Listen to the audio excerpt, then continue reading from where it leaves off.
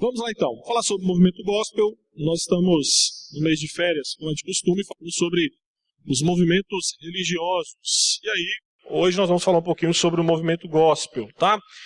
Eu irei focar mais na questão da música, mas vez ou outra você vai ver que a gente vai transitar em outras áreas, tá? O movimento gospel, ele, de certa forma, tem um impacto muito maior na música, mas é um movimento não só religioso, mas cultural, que abrange muito mais áreas da igreja e do evangelho. Mas, para ficar um pouco mais fácil para entender a dinâmica desse movimento, nós vamos focar apenas na questão da música, ok?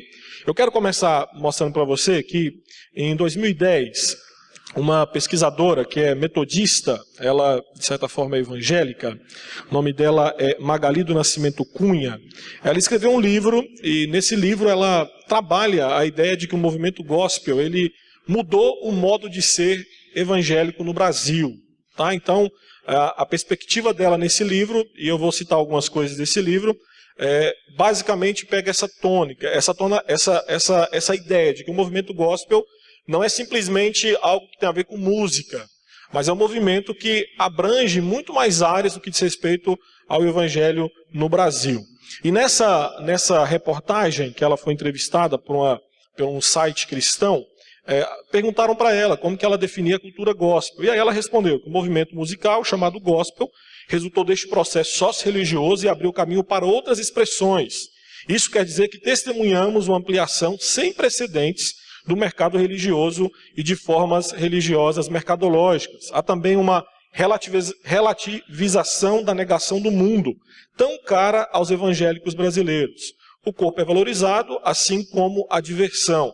Com isso, temos uma nova cultura experimentada, um novo modo de ser evangélico, privilégio à expressão musical, envolvimento no mercado e espaço para o lazer e o entretenimento. Ok? Ainda segue mostrando algumas coisas no livro, tá?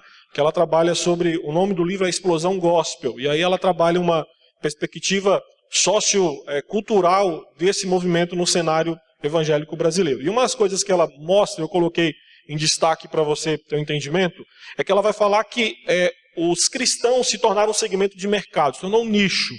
Começou a ser visto principalmente por aqueles que trabalham na área de marketing como um segmento a ser explorado. Ou seja, podemos investir ali porque teremos retorno.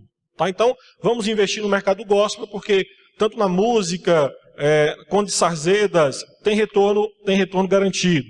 E de fato tem. E aí a pergunta que foi feita para ela nessa entrevista é: qual o efeito disso na teologia evangélica? E aí ela responde: o surgimento de novas teologias que resultam deste predomínio da lógica de mercado.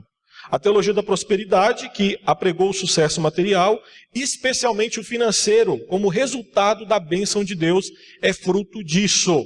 Tá? Então, entenda que nós estamos inseridos na teologia da prosperidade que é vista como um segmento de mercado. Por quê? Olha só, pare para pensar.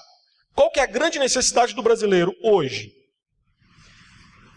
Dinheiro. Então, vamos explorar isso. E se explora através da fé, através daquilo que é pregado e ensinado. E ela segue dizendo: existe a ideia de que ao comprar um produto de orientação cristã, o crente não está só adquirindo um bem, mas chegando mais perto de Deus. Lembra aí o lenço ungido, a caneta ungida, a água ungida e por aí vai. Ou seja, o caráter sagrado atribuído aos produtos cristãos os torna uma espécie de mediadores entre Deus e o consumidor. Por isso, as pessoas compram adesivos para que seu carro seja protegido do mal ou adquirem camisetas que vão guardá-las de infortúnios. E isso sem falar em gente que compra um CD daquele cantor abençoado, acreditando que ouvir as músicas pode até proporcionar uma cura e por aí vai. Tá? Então essa é a perspectiva que ela trabalha nesse cenário.